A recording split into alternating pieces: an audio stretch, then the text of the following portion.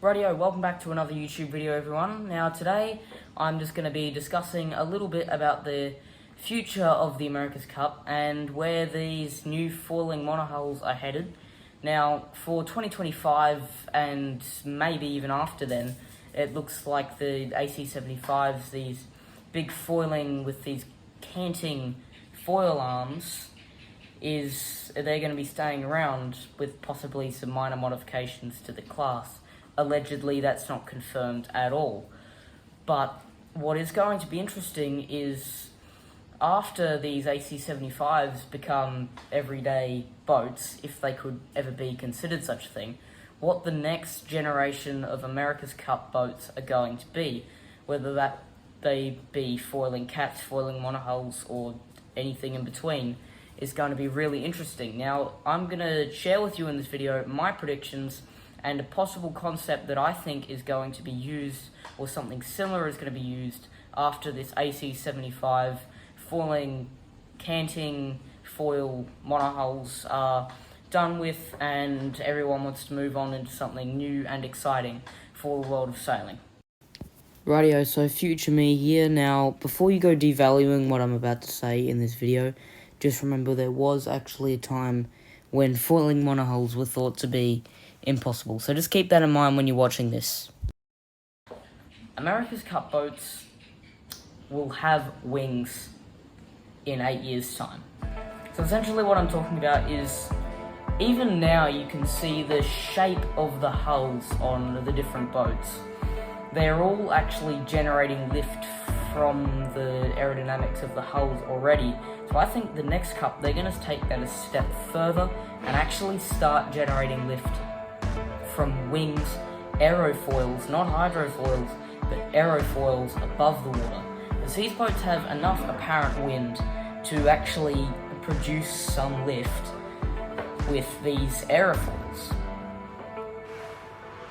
So you may be asking, well, what's the benefit of having aerofoils instead of more lift under the water compared to above the water? Well, what this does is minimizes drag, and then gets you more boat speed, more apparent wind, then more lift from the aerofoils, and then less lift from the hydrofoils, therefore is less drag, and you can see how the cycle continues. So essentially your max boat speeds are going to be something like 60-70 knots instead of 50-55 knots, which is a pretty big jump.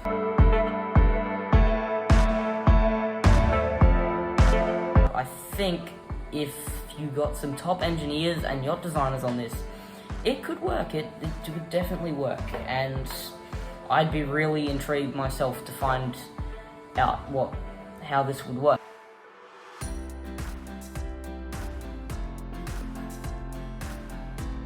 The only downside to having a big part of the lift from these boats coming from the aerofoils instead of hydrofoils is less drag also equals less lift. That's why airplanes have to go a lot faster than 20 knots to take off, unlike these AC-75s.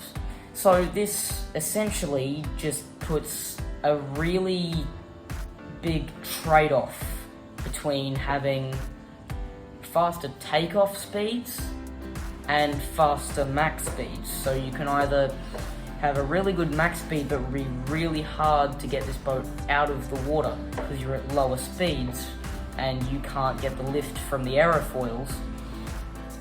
You have to have bigger hydrofoils, which means you've got more drag, which means your top speeds aren't going to be as good. So if these boats were to come along in the way that I'm imagining they will, the drag and the trade-offs with the foil sizes and the wing size is going to be very interesting.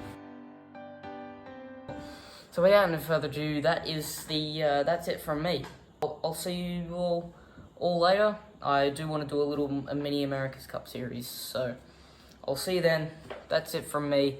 I hope you enjoyed this video, and I am out.